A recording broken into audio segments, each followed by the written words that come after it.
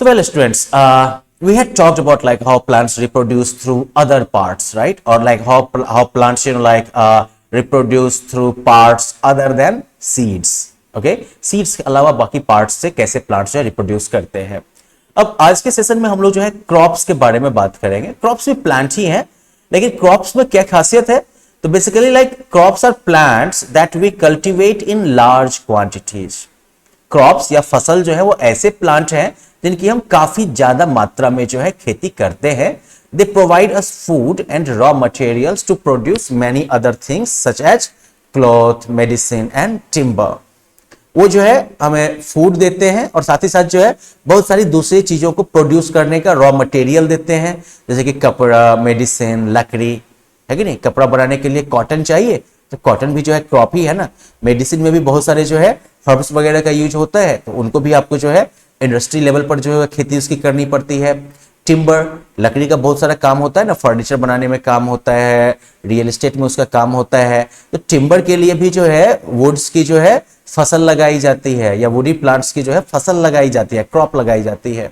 Now, the practice of growing large quantities of plants for food and other purposes is called agriculture. जब हम plants को, किसी एक type के plant को काफी बड़ी मात्रा में लगाते हैं अपने फूड या दूसरे उद्देश्यों के लिए, दूसरे पर्पसेस के लिए, तो इस प्रैक्टिस को हम एग्रीकल्चर कहते हैं. जैसे कि राइस जो ले लो, तो राइस जो है वो हमारी कंट्री में सबसे ज्यादा कल्टीवेट होने वाले क्रॉप में से एक है. ओके, अब काइंड्स ऑफ क्रॉप्स पे हम आते हैं कि प्रोड्यूस के आधार पर जो है क्रॉप्स के डिफरेंट काइंड्स हैं, क्रॉप्स के डिफरेंट टाइप्स हैं. जैसे कि फूड क्रॉप्स होते हैं, जिसमें कि maize, rice, pulses, sugar cane, wheat, ये सब आ जाते हैं आपके.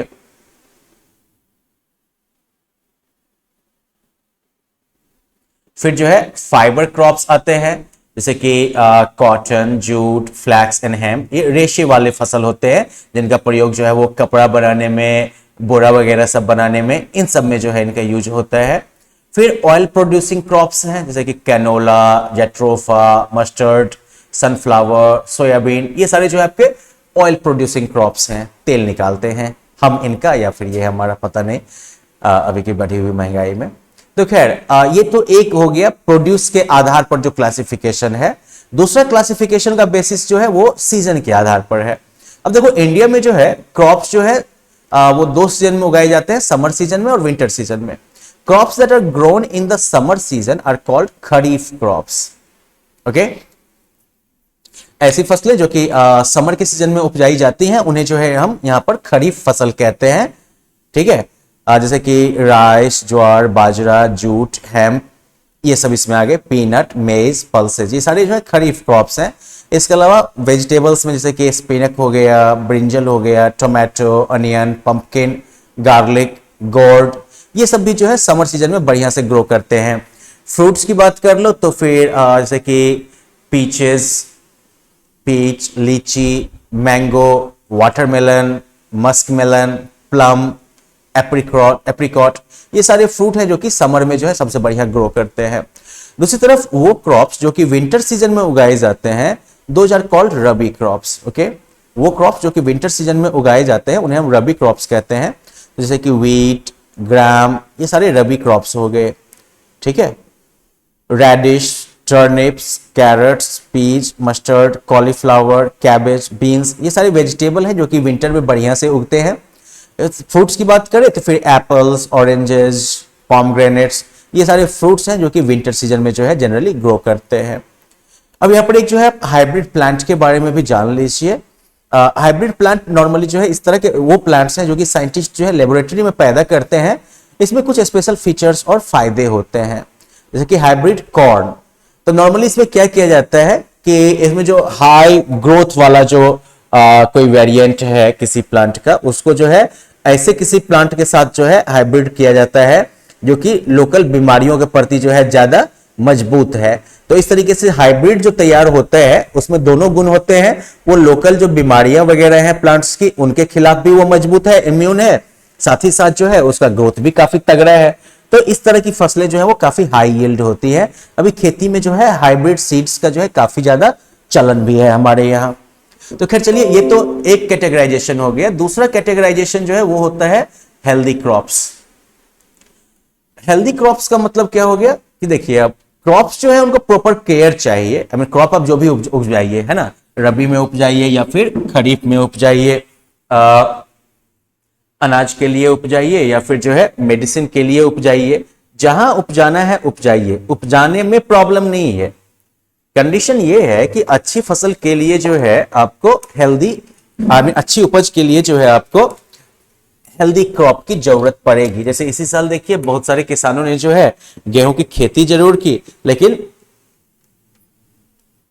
बहुत किसानों के खेत में अच्छी फसल हुई, बहुत किसानों के खेत में गेहूं का दाना काफी छोटा हो गया।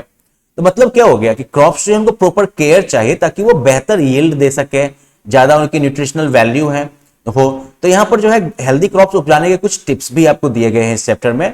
पहली बात यह कि डिफरेंट क्रॉप्स के लिए आपको डिफरेंट तरीके का सॉइल चाहिए। जैसे कि राइस जो है वो जो है गीले और चिकनी मिट्टी वाले खेतों में ज्यादा बढ़िया होता है, क्लेई सॉइल में। लेकिन ग्राउंड नट जो कि दूसरा खरीफ फसल है उसके लिए जो है पोरस और सैंडी सॉइल चाहिए, मतलब जिसमें कि हवा, मिट्टी में हवा जाने की बढ़िया व्यवस्था हो और साथ ही साथ जो है पानी ज्यादा नहीं टिकता हो। और इसीलिए जो है फार्मर्स जो है वो जो है अपने जब खेत की मिट्टी का इवैल्यूएशन करने के बाद डिसाइड करते हैं कि किस खेत में कौन सी फसल उपजानी है। इसके अलावा जो है मन्योर और फर्टिलाइजर्स का यूज भी इंपॉर्टेंट है। मन्योर और फर्टिलाइजर जो है वो रेगुलरली सॉइल में मिलाना चाहिए पर्याप्त मात्रा में। इससे जो क्या होता है सॉइल जो है वो फर्टाइल रहता है। यहाँ एक चीज ध्यान रखना है कि एक्सेसिव जो फर्टिलाइजर्स का यूज है जो केमिकल से बना होता है वो जो है सॉइल को नुकसान पहुंचा सकता है, और इसलिए they should be use in the right amounts only. इसलिए इनको जो है उचित मात्रा में ही इनका प्रयोग करना चाहिए। बहुत ज्यादा प्रयोग करिएगा तो फिर जो है प्रॉब्लम हो जाएगी। आगे फिर बारी आती है कि फसल को जो है पर्याप्त पानी मिलते रहना चाहिए, एडिक्वेट वाटर मिलना चाहिए ग्रोथ के डिफरेंट स्टेजेस में, ठीक है। जैसे कि राइस और शुगर केन जैसी जो फसलें हो गई इनको जो है ढेर सारा पानी चाहिए, जबकि गेहूं को जो है कम पानी की जरूरत होती है। तो आप फसल के मुताबिक उचित मात्रा में उचित समय पर जो है पानी जो है प्रोवाइड करते रहिए। इसके अलावा जो सीड्स आप बो रहे हैं खेत में वो मैच्योर और अच्छी क्वालिटी के होनी चाहिए, और साथ ही साथ जो है सीड्स को बहुत पास पास में जो है नहीं बोना चाहिए, या फिर उनको जो है जमीन में बहुत गहराई में नहीं बोना चाहिए।